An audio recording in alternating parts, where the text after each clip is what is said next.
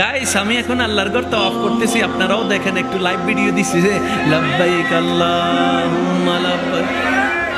রব বলে যে তুই কি আমার জন্য আসছস নাকি বিউ কামানোর জন্য আসছস? আল্লাহ দোনোটাই। অনেক শিক্ষিত সমাজের ভাইয়ের আমার এখানে উপস্থিত আছেন, মাইকের আওয়াজও শুনছেন। আমি একটা প্রশ্ন করি, বুঝে বুঝে উত্তর দিবেন। পরকালে দুইটা জিনিস আছে, একটার নাম জান্নাত, একটার নাম জাহান্নাম। জান্নাতে শান্তি, জাহান্নামে অশান্তি। কারো কোনো দ্বিমত? আমি যদি প্রশ্ন করি আপনি কোনটা চান, জাহান্নাম না জান্নাত, কোনটা নেবেন? সবাই বলেন, একদম শেষ পর্যন্ত সবাই বলেন। পুরুষের চাওয়া জান্নাত, নারীরও চাওয়া জান্নাত, বড় ছোট সবার চাওয়া।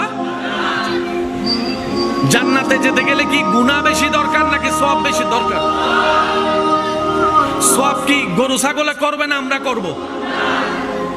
এই জীবনে বুঝ হওয়ার পর থেকে আজ পর্যন্ত যার যার জীবন সম্পর্কে তার জানা আছে না নাই? আমার জীবনে আমার জানা মতে সওয়াবের তুলনায় গুনাহ বেশি। আমার মতো গুনাহগার কে কে আছেন? হাত তুলেন। তোলেন না, তোলেন না, তোলেন। গুনাহ বেশি হলে কি জান্নাত না জাহান্নাম? জোরে বলেন। এবার হাত নামান। তো জান্নাত যে চাচ্ছি কোন অধিকারে? কথা বলেন না রে ভাই। কারণ একবেলা কাউরে খাওয়াইলে সারা জীবন খোঁটা দেওয়ার মানুষও আমাদের ভিতরে। খোঁটা দিলে কি আর নেক আমল থাকে? আর এমনি যদি মুখে খোঁটা দিতে না পারি, এমনি বলে জোরে বলেন না। আর খোঁটা দেওয়া শুধু একমাত্র আল্লাহর শান, আর কারো খোঁটা দেওয়ার অধিকার। আপনি যখন খাওয়াইলেন সওয়াব পেয়েছেন, যখন বলছেন ভুলে গেছ না হাওয়াই দাম, সওয়াব কামাইতে গেলে হজ করার দরকার আছে না নাই? জোরে বলেন না, আছে না নাই? উমরা করার দরকার আছে না নাই? আল্লাহর ঘর তাওয়াফ করার দরকার আছে না নাই?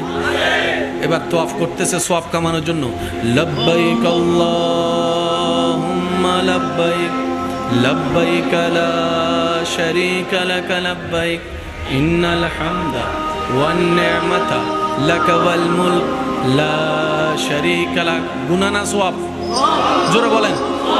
এবার আবার শুনুন। লাব্বাইক আল্লাহুম্মা লাব্বাইক লাব্বাইক লা শারীকা লাক লাব্বাইক ইন্নাল হামদা ওয়ান নি'মাতা লাক ওয়াল মুলক লা। গাইস আমি এখন আল্লাহর ঘর তাওয়াফ করতেছি, আপনারাও দেখেন, একটু লাইভ ভিডিও দিছি যে লাব্বাইক আল্লাহুম্মা লাব্বাইক। জোরে। রব বলে যে তুই কি আমার জন্য আসছস নাকি বিউ কামানোর জন্য আসছস? আল্লাহ দোনোটাই। কি সব? বলেন না সব।